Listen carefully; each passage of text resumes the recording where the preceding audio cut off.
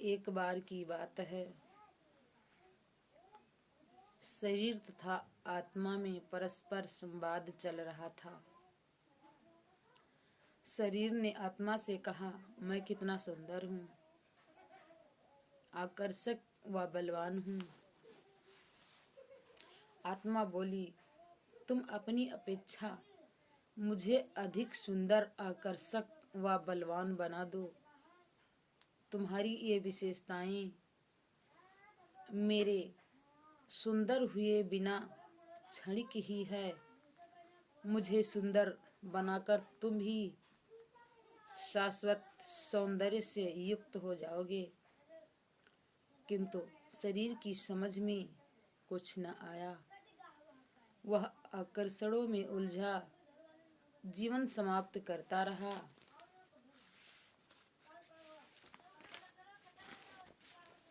शरीर से आत्मा के विच्छेद का समय आ पहुंचा।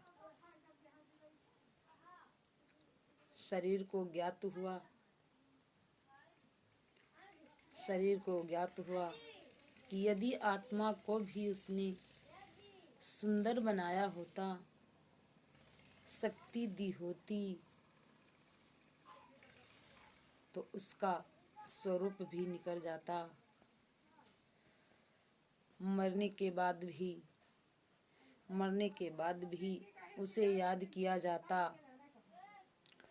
चलते समय आत्मा बोली, मैं तो जाती हूँ। यदि तुम पहले से चेते होते, प्राप्त अधिकार का सदुपयोग कर अपने अंतःकरण को सुंदर बनाते, तो अमर हो जाते और महामानव कहलाते। शरीर सिर धुनता रहा, विद्रा हो गई। आत्मा नया शरीर पाने को अपने स्थान को प्राप्त हो गई। सौंदर्य देखना है तो आत्मिक सौंदर्य को देखो।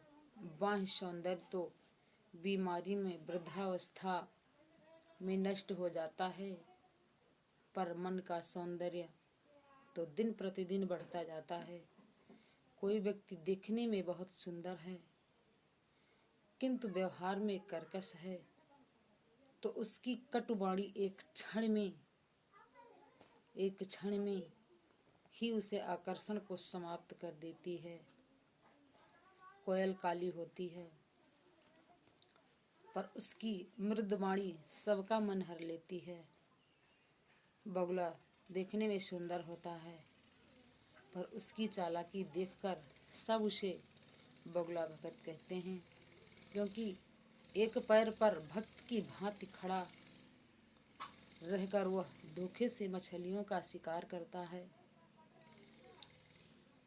इसी प्रकार सर्प बहुत सुंदर होता है, पर उसका बाह्य सौंदर्य किसे आकर्षित करता है। उसका काटा हुआ कभी पानी नहीं मांगता, इसलिए सब उसे दूर भागते हैं। अतः सुंदरता शरीर की नहीं, आत्मा की देखो। फूलों की सुगंध और अग्नि की ऊष्मा की तरह आनंद तो तुम्हारे शरीर के भीतर ही छिपा है। इसे खोजो, खिलो और फूलों की सुगंधी की तरह अपनी हंसी सबको बांट दो। ऐसे में ही सुंदरता का प्राप्त होना संभव है। आत्मा और परमात्मा का मिलन तभी हो सकता है